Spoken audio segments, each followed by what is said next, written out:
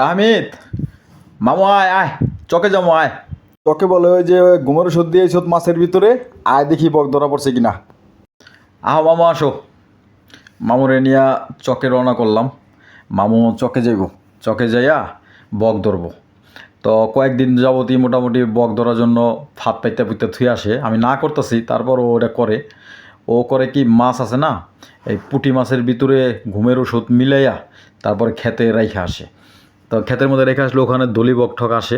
এই দলিবকগুলো তো ওই মাছগুলো খাইয়া ঘুমের জ্বালায় নিশার মতো পড়ে থাকে।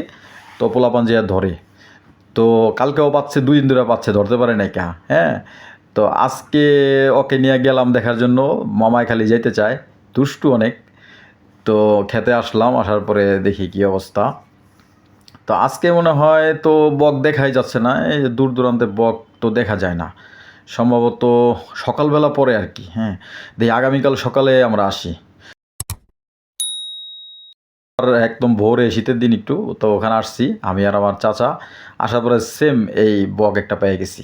এই যে দেখছেন, এই বকটা পাইছি। আর আমার চাচাই তো দেখে অবাক, কয় এটা কিরা। আমি তাহামি তোরা মনে হয় ফাঁদ পাচ্ছিল, ঘুমের ওষুধ দিছিল। তো ধরলাম। এখন আমার ভাগনা ভিডিও করতেছে, আরও আমার বলতেছে মামা বাসায় নিয়ে চলো, বাসায় নিয়ে চলো। আমি বলতেছি বেটা, বাসায় নিয়ে যাবো কি, জিনিসটা সুন্দর একটা পাখি, এটা প্রকৃতিতে ছিল, তোরা দুষ্টুরা ধরছ, ওখানে ভিডিও টিডিও কর, ছেড়ে দিই।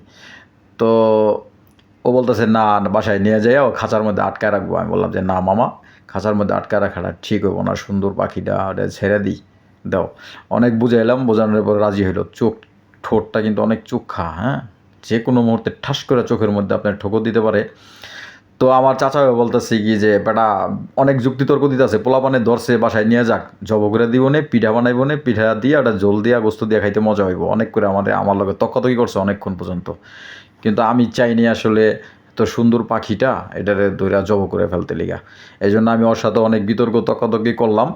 তর্কাতর্কি করানোর পরে পাখিটার আমরা ছেড়ে দিছি। গ্রামের এই সুন্দর প্রকৃতিতেই মিশে থাক, এই জন্য আমরা ওদের